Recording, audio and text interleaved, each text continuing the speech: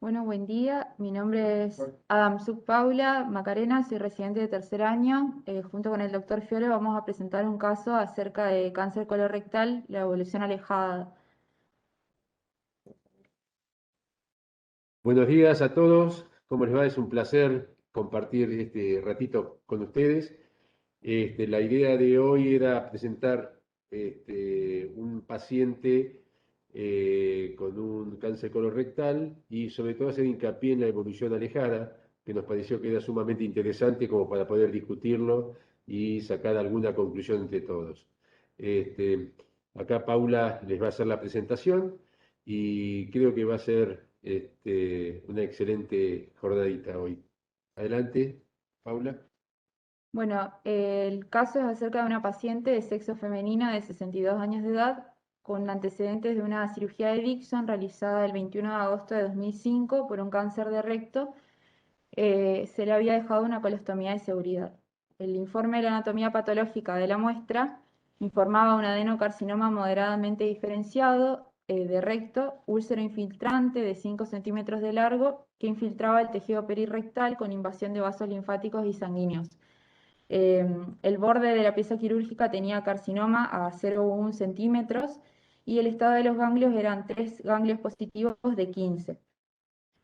La paciente realizó radioterapia y quimioterapia adyuvante. Inició primeramente con un esquema de Folfox, pero no lo toleró, así que se rotó un esquema de Mayo. El 30 de noviembre de 2005, previo a cierre de colostomía, se realiza una videocolonoscopía donde se constata una estenosis de la anastomosis, por lo que se realiza dilatación de la anastomosis. En el mismo acto se realiza un cierre de colostomía. La paciente evoluciona el mismo año, al mes, con una internación por una oclusión intestinal. Se vuelve a realizar una videocolonoscopia y se realiza dilatación neumática de la anastomosis. El siguiente año, en enero de 2006, se vuelven a realizar dilatación neumática de la anastomosis por una estenosis y el 30 de enero comienza con la radioterapia. En febrero del 2006, la paciente consulta por flujo vaginal maloliente, se realiza un colon por enema y una tomografía donde se constata la presencia de una fístula colovaginal. El 8 de febrero se decide realizar una colostomía transversa derecha con una buena evolución de la paciente. Al mes se decide realizar una laparoscopía para evaluar, digamos, un tratamiento de la fístula. La paciente evoluciona, digamos, con la colostomía, sigue teniendo flujo maloliente, por lo que en diciembre del 2006 se vuelve a realizar un colon por enema donde se ve la persistencia de la fístula colovaginal. En mayo de 2007 se toma biopsia bajo un examen ginecológico por anestesia de la vagina y un tabique que había en la unión entre la fístula del colon y la vagina, donde se ve la presencia de una inflamación crónica, por lo que se decide en septiembre realizar una laparoscopía y se realiza una interposición de Piplón para tratamiento de la fístula. En el mismo año se realiza videocolonoscopía para dilatación de la anastomosis y la paciente evoluciona bien, por lo que en el 2008 se decide realizar un cierre de la colostomía.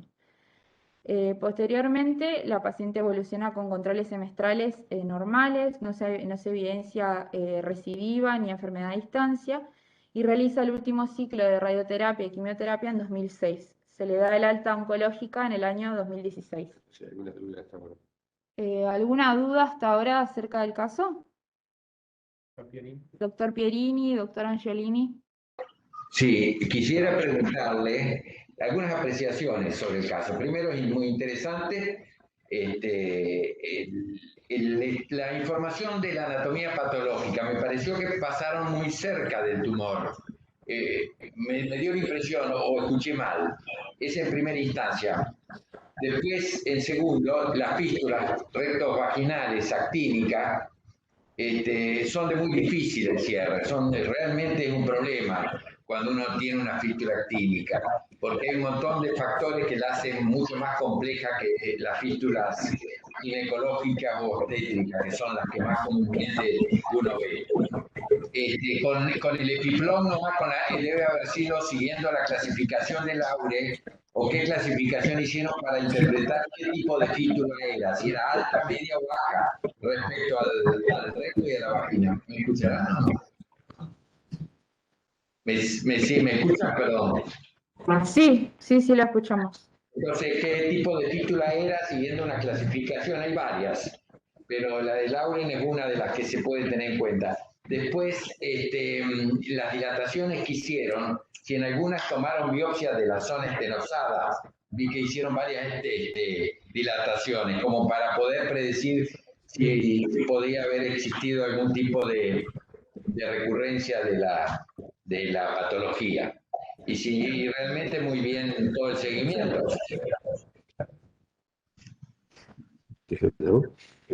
Sí, doctor, se tomaron biopsias en las colonoscopías, solamente la anatomía patológica informaba inflamación crónica, pero no se evidenció presencia de recidiva.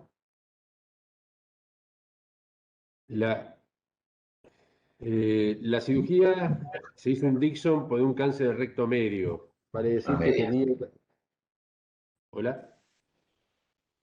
¿La fístula de dónde era? ¿De a qué nivel? ¿Era a nivel de la anastomosis, me imagino? De la anastomosis a la vagina.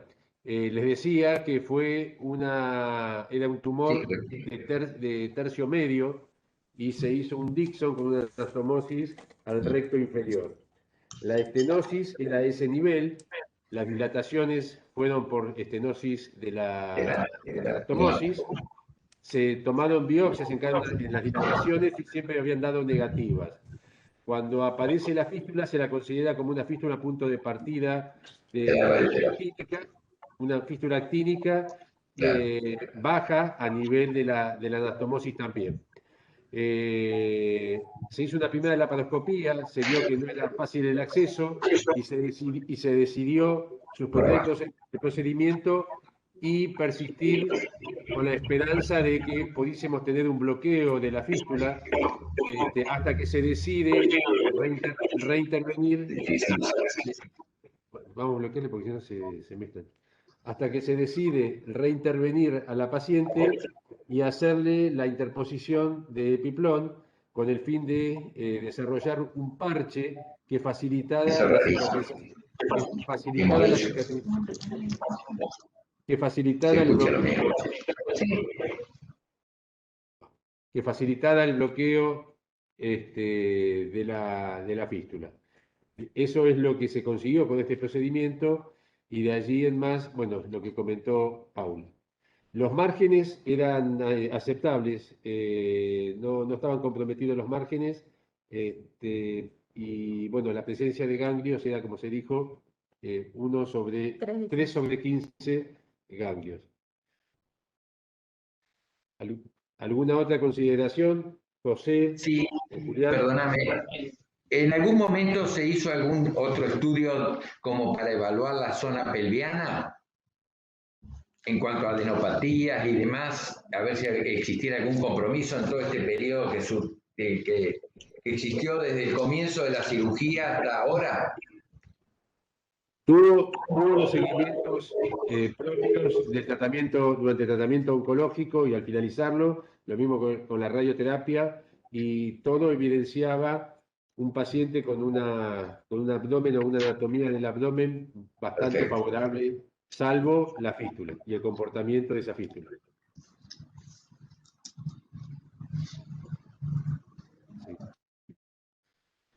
Sí.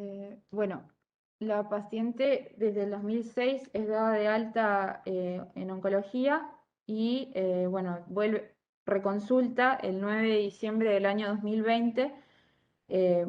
Previa, digamos, a esta consulta había tenido numerosas consultas en el consultorio con el gastroenterólogo por constipación crónica y el 9 de diciembre consulta por distensión abdominal, ausencia de catarsis y eliminación de gases de 4 días.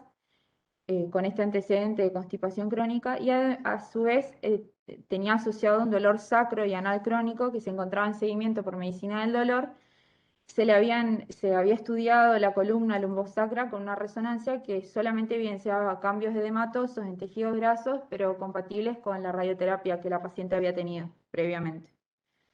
Un laboratorio con 8.500 blancos, no se encontraba anémica, los demás estaba normal, y una radiografía que evidenciaba dilatación del colon izquierdo con un megasigma.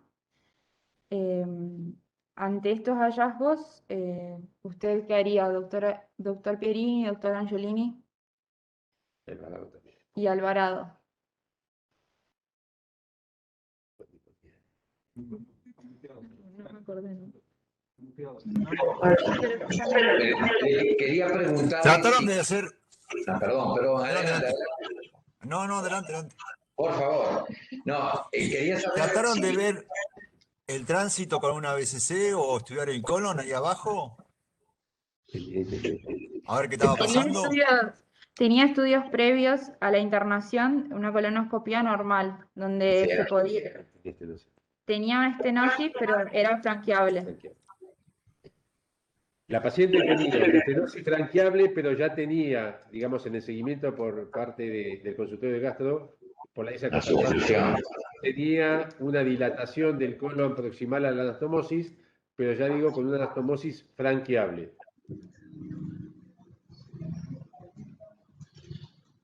Sí, yo me imagino que el SEA, todos los marcadores dieron normal durante todo este periodo, porque uno le está buscando poner un poquitito de espinas a todo esto que viene tan bien en su evolución, sabiendo que era un estadio avanzado. Y bueno, y creo que es también el interés de todos los que estamos. Por eso también quiero hacer algunas preguntas un poquito indiscretas, pero realmente los SEA siempre fueron normales, no se pidió ningún otro estudio imagenológico en estos últimos periodos. Hasta el momento de la internación tenía los marcadores tumorales normales, todos. Marcadores tumorales normales, y las biopsias que se hicieron en el seguimiento también fueron normales. Perfecto. Tengamos en cuenta que el paciente se operó en el 2005 y estamos en el 2020. Marcadores normales, tomografía normal y una resonancia por difusión hicieron ahí a nivel de la pelpa, buscando lo que uno presume de sí. Perfecto. Y sabiendo que tuvo varios episodios de estenosis a ese nivel, uno lo primero que tiene que observar de nuevo la zona donde estuvo la estenosis, donde probablemente esté esta estenosis de nuevo. Exactamente, el sitio de estenosis, o sea, obviamente que no quedó con un calibre normal, quedó una estenosis franqueable a nivel de la anastomosis, en el cual se veía proximal a ella la dilatación del colon, que se interpretó de alguna manera como alguna disfunción del mismo, lo cual llevó a una, digamos, secundario a esta estenosis crónica, lo cual lleva a esa alteración en la anatomía. En la placa de abdomen, si recuerdan, se ve una gran dilatación del colon,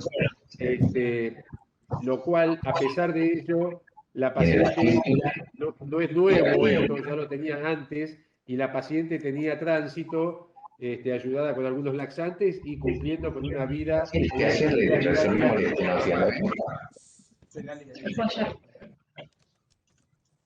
Sí, tenemos este paciente con algo interesante, que es la parte actínica que hizo su daño a través de la fístula, su cirugía de interposición de piplones a nivel de la fístula, o sea, en la zona esta que estamos hablando, y sus dilataciones que tuvo por la estenosis. O sea que evidentemente que acá lo que prima es tratar por vía endoscópica de tener una imagen bien de la zona. Bien. ¿Tendrían alguna consideración? Habilitar micrófono. Habilitar micrófono. Pero estaba el estenosis? ¿Qué distancia del margen anal está la estenosis? O la 3 centímetros más o menos. 3 centímetros. Muy baja. Es baja, sí. O sea, se puede tocar bien. Se puede hacer una buena semiología táctil también. Se puede hacer una buena semiología y lo que se ve es la alteración en el calibre, con una mucosa más o menos respetada, y de hecho, ya digo, en las endoscopías se ve la estrechez y, digamos, bueno, vamos a seguir la presentación ahora en base a lo que hemos hecho. Yo le haría una colonofibro y le trataría de hacer lo que hicieron antes, que es la dilatación en principio, para después completar con los estudios acorde con la nueva biopsia y demás, ¿no? Pero a ver qué me deja la dilatación que ustedes hicieron y muy bien le fue. Previo a esta intervención, Jorge ya la venía siguiendo y ya la había intentado dilatar y había hecho tratamiento médico con un resultado, digamos, satisfactorio. Cuando la paciente ingresa, ya ingresa en una situación un poco más comprometida desde el punto de vista de su tránsito intestinal, aunque el estado general de la paciente era bueno, con una distensión y un marcado, digamos, dilatación del colon. La interpretación que se hizo en ese momento es que estaba llegando al límite funcional ese colon izquierdo, o lo que, digamos, el colon descendente, y que, digamos, por ahí para poder solucionar o para poder salir de esta situación y poder estudiar fehacientemente el estado del colon, porque era una bolsa de materia fecal, era defuncionalizarlo y de esa manera permitirnos después hacer un estudio completo del intestino con una observación proximal y distal a la zona estenótica. Felipe, la pregunta es cómo vos le haces una colostomía. La materia fecal acumulada por encima de la estenosis, ¿va a quedar? Sí. ¿Por qué no se puede tratar por vía anal, hacer una especie de Murphy o de dilataciones para ver si se puede traer el contenido intestinal y evitar la bolsa esa que vos haces mención? Se intentó, pero no fue útil, no fue útil en los lavados y dio la sensación de que en realidad la estenosis se había acentuado. Por eso es que teníamos un remanente o un colon proximal lleno de materia fecal, con pocas respuestas a las enemas. En realidad estábamos ante un paciente que tenía una oclusión intestinal.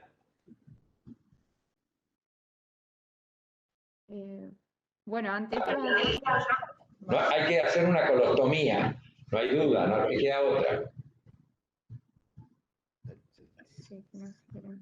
Bueno, se decidió una internación, ayuno y tratamiento médico de la paciente.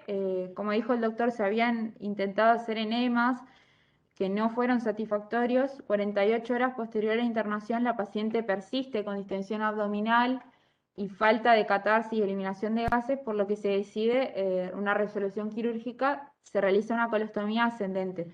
Se intentó realizar una colostomía transversa derecha, pero la paciente tenía múltiples adherencias en el abdomen, así que se realizó una colostomía ascendente. Posteriormente a ello, como dijimos, se realizaron lavados enemas a través del cabo distal. La paciente evoluciona favorablemente y al 8º día se decide alta. Al mes, el 21 de enero, la paciente reconsulta por dolor en región anal y región sacrocoxigia asociada a equivalentes febriles y aumento. O sea, ella venía en seguimiento por un dolor crónico anal, pero... Sí, sacrocoxigia, pero refiere a aumento de esta intensidad del dolor sin poder, digamos, manejarlo con la medicación con la que se encontraba. A su vez, se ve en el laboratorio, tenía 8.000 blancos, una PCR de 7 y ahora sí se ve aumento de los marcadores tumorales. Un CA 19,9 de 59, previo de 7,5, el previo que tenía era del 2008, y el CA de 5,8, previo de 1,7 en 2018. Bueno, ante estos hallazgos, ¿usted qué haría, doctor Pierini, doctor Angelini, Alvarado? Sí, bueno, yo le haría imágenes porque debo pensar de que estamos ante una recurrencia o es muy probable por la poca, no es tanto las modificaciones de los marcadores, pero sí respecto a los anteriores. O sea que si puedo hacerle un PET, si tengo facilidades para hacer un PET de CT, lo haría. Sería el primer estudio a pedir, ya que hemos tenido estudios donde marcaba la evolución del paciente hace poco. Y Sí, es un sí, buen sí. estudio el que por lo menos nos da imágenes alejadas y cercanas. Bien. Bueno, nosotros decidimos realizar una resonancia de pelvis donde se evidenciaba una imagen presacra con burbujas de aire compatible con una colección de Era muy 58 por 46 milímetros y las paredes, o sea, las estructuras óseas adyacentes se encontraban inflamadas con un proceso inflamatorio y las paredes de la colección eran irregulares, gruesas, que realzaban con el contraste endovenoso. Ante estos hallazgos, ¿ustedes qué harían? Bueno, debo presumir de que hay enfermedad, por lo menos una biopsia de la zona, esa zona que no es normal, pero es un paciente que hay que saber que tuvo muchas intervenciones, ya sea con dilataciones, etcétera, y con radioterapia, que uno siempre ve mucho más de lo que pasa, ¿no? Realmente. Pero tengo que pensar en primer lugar siempre en una recaída de su patología. Bien. Nosotros decidimos realizar un drenaje guiado bajo tomografía de la colección presacra y en el mismo drenaje se tomaron muestras para directo y cultivo y se realizó una biopsia con un TrueCut de la lesión. Se envían las muestras, se aíslan gérmenes y la anatomía patológica de las biopsias con TrueCut informa una infiltración, metástasis de tejido fibra adiposo por un adenocarcinoma moderadamente diferenciado. Se hace inmunohistoquímica y se informa un carcinoma con diferenciación escamosa. Ante estos hallazgos, ¿usted qué haría, doctor? Sí, primero presentarlo en un comité oncológico, que creo que es lo más importante. Eso, y después, segundo, estadificarlo. Bien, nosotros la presentamos a la paciente en el comité de oncología, se decidió realizar una colonoscopía nuevamente para evaluar, digamos, la mucosa, donde se evidenciaba la anastomosis colonal estenosada, la mucosa estaba eritematosa pero sin lesiones, y se decidió realizar un PET. El PET solamente se veía en la región rectosigmoidea. Sí, se veía la lesión conocida, no se veían imágenes a distancia. Ante estos hallazgos, ¿ustedes qué harían? Este, Mira, lamentablemente es una pena porque cuando tenemos la invasión de ósea ahí a ese nivel es muy crítico. Hay que tratar de acuerdo al estado de la paciente, volverla a reintervenir. Y hemos hecho en algunos casos la resección del sacrocopsis, en las últimas vértebras del sacro, ante la comprobación de esta patología. Pero bueno, evidentemente que hablaría con el oncólogo a ver si quiere hacer otra línea de tratamiento previo a la posibilidad de una cirugía. Doctor Angelini, ¿usted qué haría? Sí, mirá, la parte combinada con oncología fundamental, a mí me parece que es una invasión de afuera hacia adentro y bueno, habría que tratar de algún tratamiento quirúrgico, ¿no? Pero con extracción de la planta efenteriana, yo tengo que pensar, no tiene muchas más posibilidades esta mujer, me parece. Bien. Tenemos una paciente relativamente joven, 62 años, con esta evolución alejada, a la cual ya se le había sometido a tratamiento oncológico adyuvante con quimio y radioterapia, y que hoy estábamos con este componente que le causaba estenosis o estrechez del recto extrínseco, con un compromiso, digamos, de óseo, como dijeron recién, y que teníamos que de alguna manera ofrecerle alguna alternativa de tratamiento. Las alternativas de tratamiento que se barajaron, digamos, inicialmente, fue hacer una cirugía de maíz, como dijo o sugirió Julián, pero, digamos, nos quedaba flotando si realmente iba a ser todo lo útil que uno pensaba, dado el compromiso que teníamos y la magnitud de la resección, porque teníamos que involucrar el sacrocoxis, ¿no? Bien, como dijo el doctor, se le planteó a la paciente acerca de las opciones y de la resolución quirúrgica y se deciden realizar una operación de Miles.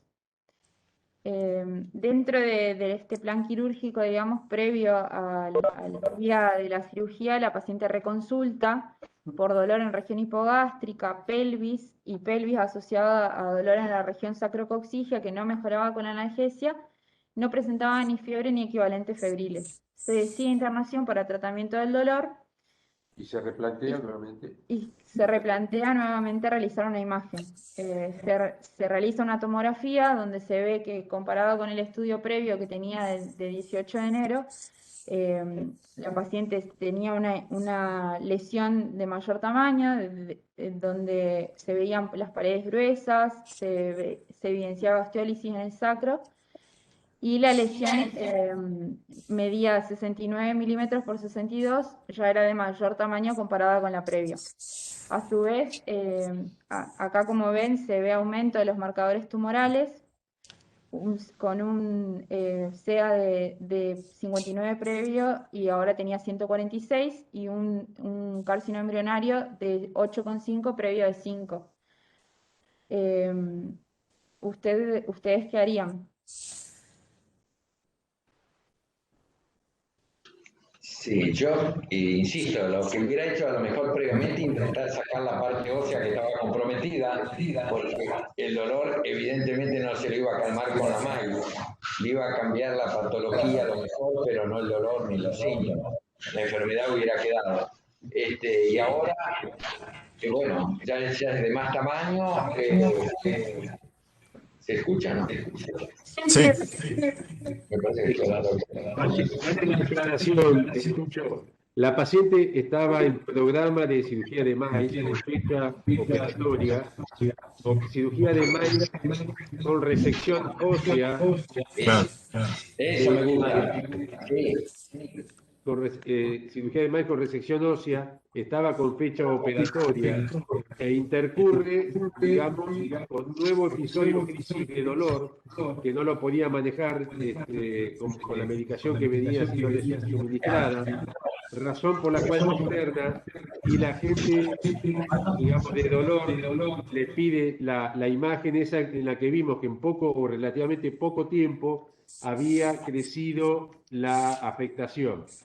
Entonces, por eso ahí les preguntamos qué harían, porque nosotros nos replanteamos realmente cuánto íbamos a colaborar con la paciente a través de una cirugía muy importante, en la cual seguramente iban a tener que intervenir también eventualmente los neurocirujanos, porque la resección del sacro no iba a ser, no era una resección del coxis solamente, sino que íbamos a tener que resecar el sacro y cuidar y valorar qué pasaba con todo el componente nervioso. Ahí nos planteamos nuevamente cuánto beneficio le íbamos a dar a la paciente y tuvimos más incertidumbre que certezas. No sé ustedes cómo lo ven a esta altura de los acontecimientos. El dolor lo interpretan por invasión ósea, ¿no es cierto? ¿Cómo están interpretando el dolor? Sí. Sí, por invasión ósea. Y, o sea, y el intestino estaba libre, porque era de afuera, de afuera el intestino lo recibimos, ¿no es cierto? ¿Hasta ahí sí estamos? Estamos de Sí. acuerdo. El intestino no está libre, está estenosado, pero con una compresión extrínseca. Extrínseca. Bueno, nosotros decidimos realizar una resonancia donde se ve lo mismo, una colección presacra, se ve aumento de la imagen y a su vez se ve mayor compromiso óseo hasta la segunda vértebra sacra y todo el coxis. Ante esto, Ahí no, ahí, volver un poquito atrás. sí. Ahí lo que nosotros nos planteamos es volver a presentar en el Comité de Oncología, y viendo, digamos, en cierta manera esta evolución, si había alguna alternativa o no de hacerle una neoadyuvancia. No sé si ustedes están de acuerdo. Sí, totalmente. Sí. Tucho, José. Eso es muy difícil lo que uno ha visto cuando existen estas recidivas y estos compromisos óseos son realmente desastres. Lo único que nos ha convencido, que he tenido algunos casos donde dice tuvimos que resecar el coxis y las últimas vértebras sacras en momentos oportunos, cuando se podía en la misma cirugía. Eso sí hemos hecho y creo que en este caso ahí se ve muy bien la magnitud que tiene. O sea que lo charlaría con todos, con el neurocirujano o el traumatólogo a cargo de la columna que tenemos, con el oncólogo, y escucharía mucho. Porque realmente hay que ver en el contexto general del paciente si se justifica hacer algo. Lo que es cierto que todo lo que hagamos es muy difícil de solucionar ese dolor. Insisto que la paciente tiene un excelente estado general, ya les digo, la paciente de 62 años que lo único que evidencia su enfermedad es el dolor.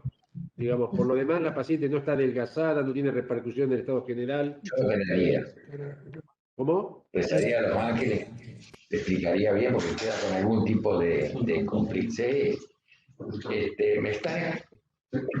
¿Me escuchás? Sí. Sí. Sí, sí, por eso digo, eso es muy importante lo que decís, estimado amigo, porque el Estado general manda también a poder adoptar conductas que en otro momento no se justificarían. E insisto, creo en la cirugía es el mejor método como para resecar o sacar la lesión que puede estar comprometiendo. Si bien es muy alto el nivel, realmente muy alto, lo charlaría en un comité ya multidisciplinario. Hola, ¿me escuchás?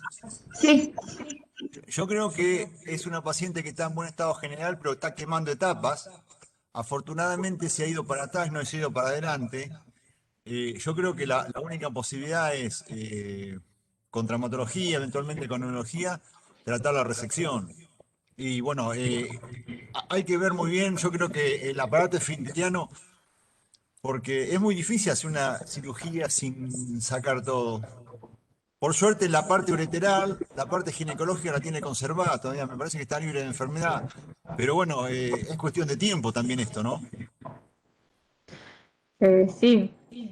Nosotros planteamos la paciente en el comité de oncología y se decidió en conjunto primero iniciar un esquema de quimioterapia y radioterapia, dado, digamos, el contexto de la cirugía. Eh, Se decidió iniciar con un esquema de nigro y radioterapia de 5 semanas, un ciclo de 5 semanas. Los interrogantes que teníamos acá, y que en cierta manera nos llevó a no plantear la opción de neoadyuvancia inicialmente, era la historia de la paciente, que ya había recibido radioterapia. Ante esta situación, como bien dijo Julián también y hizo mención Tucho, la idea nuestra era hacer un MAIS con una resección del sacro, pero el sacro íbamos a tener que resecar a partir de la segunda vértebra del sacro en adelante, por eso teníamos hablado también a la gente de columna para que nos ayudara. La situación esta, digamos, y el replanteo que nos hicimos fue a través de consultas con el radioterapeuta nuevamente para plantear qué haríamos, o sea, el escenario que nos planteamos fue qué hacemos con una paciente que viene por primera vez así o que no hubiese tenido tratamiento quimio y radioterápico antes. Y todos coincidíamos, a ese paciente le haríamos neoadyuvancia. Creo que en eso vamos a coincidir todos. Pero lo que nos frenaba para ello era fundamentalmente que era la radioterapia previa. Después surge que tenía esta diferenciación escamosa de la lesión. Hablamos con los radioterapeutas y se planteó que después de 15 años se podría volver a hacer radioterapia en un paciente con un riesgo de efecto acumulativo menor, y dado las características histológicas de la lesión, se planteó intentar un esquema de Nigro para poder, digamos, colaborar en un eventual tratamiento quirúrgico posterior. Eso es lo que se hizo y acá está el esquema que se ha aplicado, Sí, que se ha proyectado. se realizó un esquema con mitomicina y capecitabina y radioterapia asociada. La paciente cumplió un esquema de 5 semanas.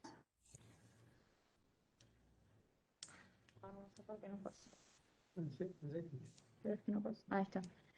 Cumplió un esquema de 5 semanas, finalizó el ciclo el 22 de abril, tiene una buena evolución, mejoría del dolor, igual está bajo tratamiento con parche de fentanilo y codeína, pero los síntomas han disminuido. En un momento también se planteó que la presencia de la recidiva por la diferenciación escamosa que sea radioinducido, dado que la paciente tenía tratamiento con radioterapia previo.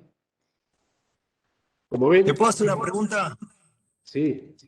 O sea, de entrada tenemos un adenocarcinoma, en la biopsia lijada tenemos recidiva adenocarcinoma y en algún punto hay como un carcinoma escamoso, como un doble tumor, con un doble cáncer. ¿Hasta ahí estamos bien?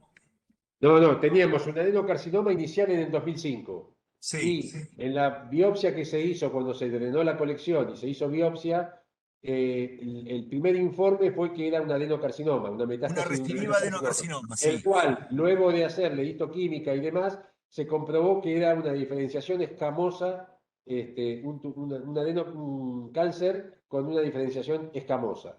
O Lo sea, cual, ¿que el tumor cambió por la radioterapia o es un tumor nuevo? y nosotros lo que interpretamos que después de 15 años era un tumor nuevo, tal Un vez tumor nuevo. generado a punto de partida de la radioterapia. Perfecto. Como les decía, Hacer un comentario. la paciente esta está actual. Digamos, el 22 de mayo, hace 10 días, se terminó la radioterapia, y lo que estamos esperando ahora es que se hagan los estudios de control para ver qué respuesta local hubo. Daría la sensación que mejoró, digamos, que podría haber sido beneficioso porque mejoró la clínica. Claro. Y digamos, ahora nos queda por delante cómo seguimos con esta paciente, pero eso se los voy a poder decir cuando tengamos los estudios ahora de control post-tratamiento neoadyuvante, que todavía no los tenemos. ¿Alguna consideración? Tucho, José, Julián. Sí, buen día. Buen día. Estoy acá con el doctor Girardi y el doctor Rossi del Hospital de Marajó. Es una paciente joven, evidentemente buen estado nutricional, buena calidad de vida por lo que ustedes cuentan. Una paciente muy compleja, seguramente que requiere del manejo de un grupo de expertos, ¿no? Al respecto. Por ahí nosotros este tipo de pacientes nos parece complejizado, porque acá tenemos algunas limitaciones, ¿no? Es un lugar chico. De todas maneras, yo antes que entren a la revisión bibliográfica, ya que es una paciente actual, tengo una pregunta, ¿no? Al ser una paciente joven con una lesión única por PET, que puede tener buena calidad de vida, ¿sí? No debe haber muchos pacientes o no debe haber muchos trabajos publicados al respecto.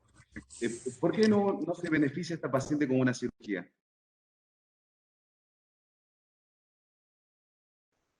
Es que en realidad no se descartó la cirugía, José. Lo que se buscó la manera de brindarle mayor rendimiento a una cirugía eventual, a través de esta neoadyuvancia o este tratamiento de nigro que hemos realizado. Se lo interpretó como un cáncer que podía ser tratado con el esquema nigro sin pensar que es la única alternativa. Después de los estudios veremos, digamos, qué resultados tuvimos y reconsideraremos la necesidad de una operación. También está la posibilidad que el componente sea escamoso principalmente y con este tratamiento sabemos todo que por ahí la lesión desaparece. También la evolución yo creo que va a decir un poco. ¿A usted qué le parece? Tal cual, tal cual. Por eso digo, la eventual resolución quirúrgica no está descartada, pero está supeditada a los Claro, resultados que hayamos tenido con el nigro. claro. Porque aparentemente respondió muy bien. Clínicamente por lo menos respondió muy bien. Clínicamente tiene buena respuesta a lo que ya te digo. No tengo las imágenes y les prometo que en la próxima reunión se los vamos a mostrar como apéndice del próximo tema.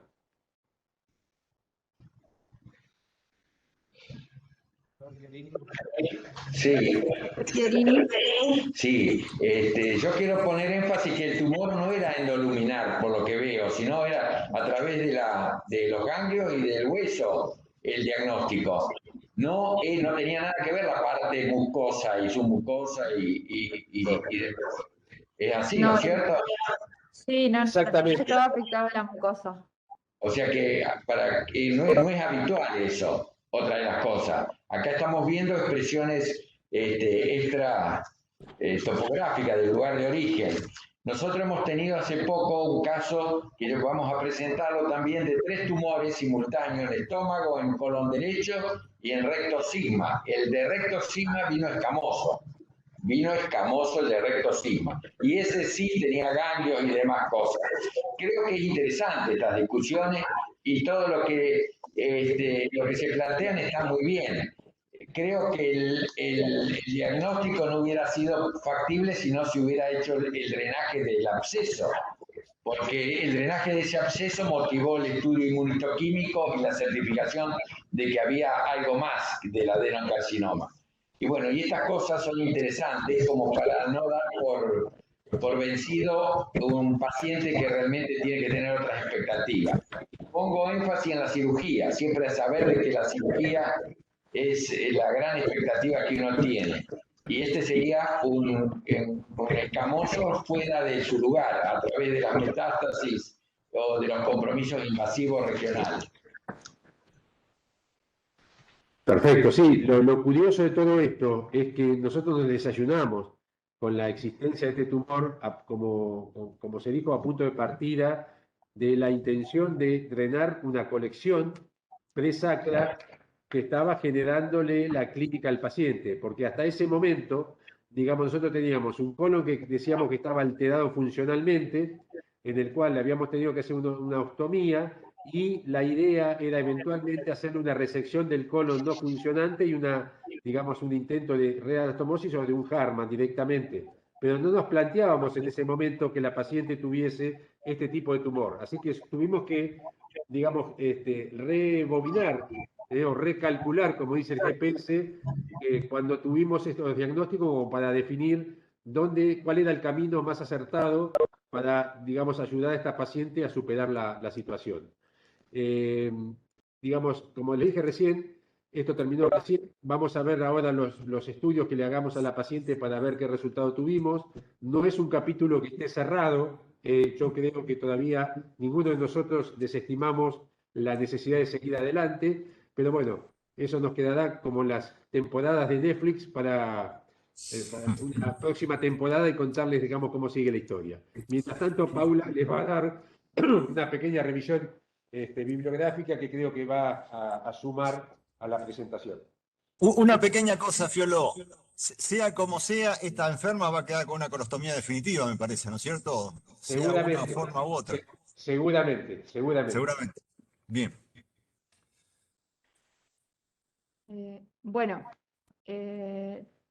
la revisión bibliográfica, encontré 2 trabajos. El primero es acerca de la proporción de segundos cánceres atribuibles a pacientes adultos que han recibido tratamiento con radioterapia previa Es un estudio prospectivo realizado en Estados Unidos.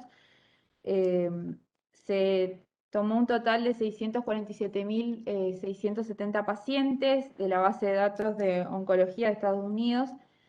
Los pacientes eran sobrevivientes de cáncer a 5 años y eran todos mayores de 20 años.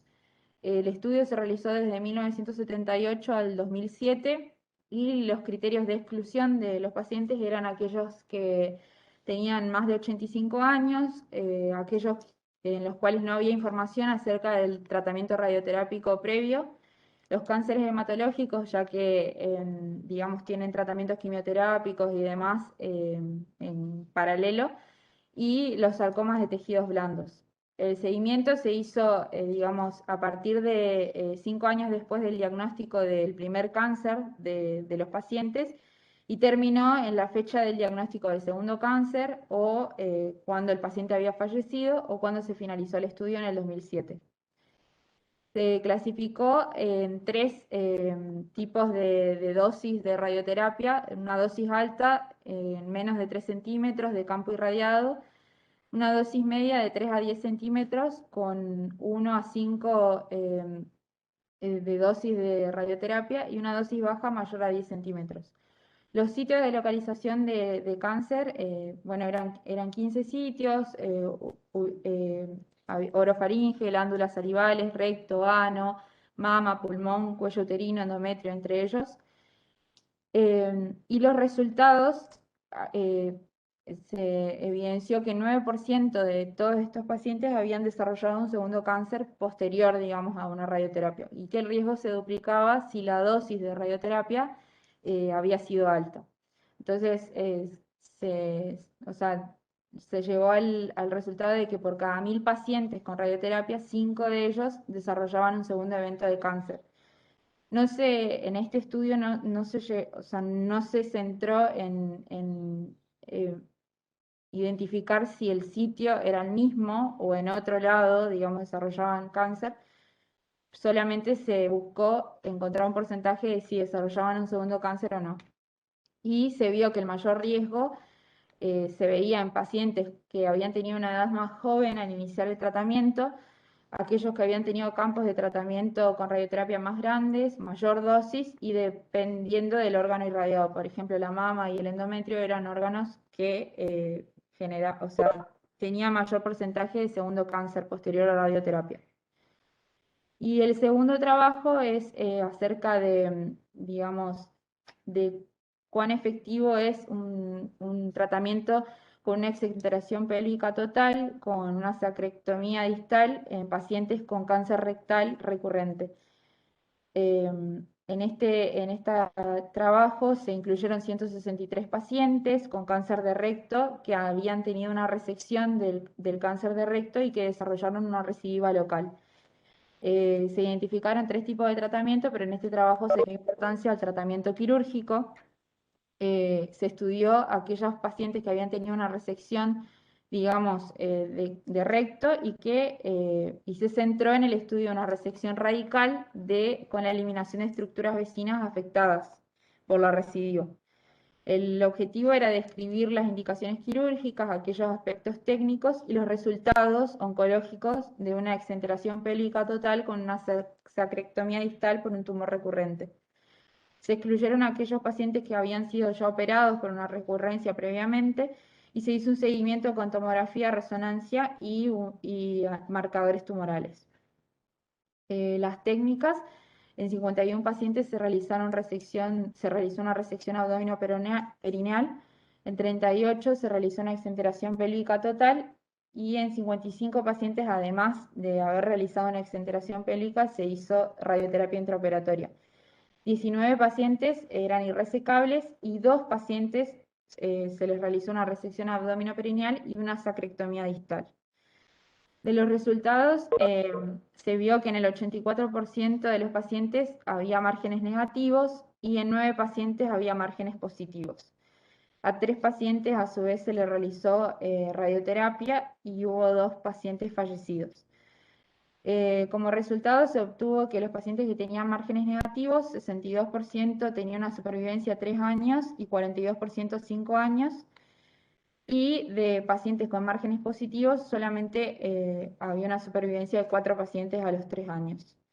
Como complicaciones de la técnica quirúrgica, lo más importante fue el dolor. Todos los pacientes tenían dolor y fueron internados múltiples veces para tratamiento del dolor. Y 51% realizaron una discencia sacra, 39% realizaron una sepsis a foco pélvico y 3 pacientes desarrollaron una fístula entérica. Lo que no se pudo diferenciar es, o sea, no hubo diferencia entre pacientes que habían tenido radioterapia y aquellos pacientes que habían tenido radioterapia. Muchas gracias. Bueno, espero que le haya resultado atractivo el caso. A nosotros nos pareció muy interesante y por eso lo presentamos. Si bien sabíamos que no íbamos a poder dar los datos finales todavía, nos pareció que era bueno para intercambiar ideas.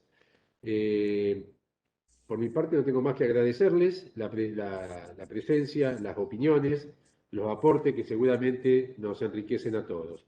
Y les doy lugar para hacer alguna consideración final, si les parece. Yo te agradezco el caso, realmente espectacular, y esto avala lo que se dice, que cáncer de recto, sobre todo medio y bajo, no solamente es difícil operarlo, sino también es difícil seguirlo, y bueno, cuando aparecen las recididas, cuando aparecen las recaídas, esto es lo más complejo. Esto tiene que ser un grupo de gente que se encargue de esto y que le gusta, porque si no es muy frustrante y demandante. No sé qué piensan ustedes. Están hablando. Perdóname, Julián, no te escuché lo último que me dijiste. Que tiene que ser un grupo que se interese en esto, en el seguimiento, porque si no es muy Seguramente. frustrante y demandante. Es que sin duda, digamos, esto fue evaluado por gente que más o menos nos conocemos y trabajamos permanentemente, Claro. Y así todos se nos crean un montón de inquietudes, de dudas. Es decir, creo que nadie tiene la totalidad por más experiencia que se vaya acumulando, nunca tenés la solución absoluta y única a un problema. Yo creo que todo se enriquece y el beneficio neto es para el paciente cuando participamos, cuando nos involucramos y cuando escuchamos al otro, que creo que es fundamental y creo que es lo que no hay que perder en medicina, ¿no? El saber compartir los casos y escuchar la opinión de otras disciplinas o de otros colegas de la misma disciplina, inclusive. A mí me parece que es muy importante, una vez que uno opera un cáncer de recto, sobre todo medio bajo, y se hace una anastomosis, sobre todo ultra bajo, es el seguimiento, porque es importante no perder la oportunidad. Esta paciente, por haberle dado bolilla como le dieron ustedes, tiene una posibilidad hasta un 45% de estar viva dentro de 5 años. Me parece que el seguimiento es fundamental. Seguramente, sin lugar a duda. Bueno, Tucho, ¿querés saludarnos? Sí, no, quería también, creo que las reflexiones que hizo el doctor y ustedes me eximen de mayores comentarios. El caso es muy interesante y nos marca siempre las inquietudes del diagnóstico, de las recaídas y después del tratamiento que realmente a veces el dolor de cabeza más grande lo suele dar la decisión final.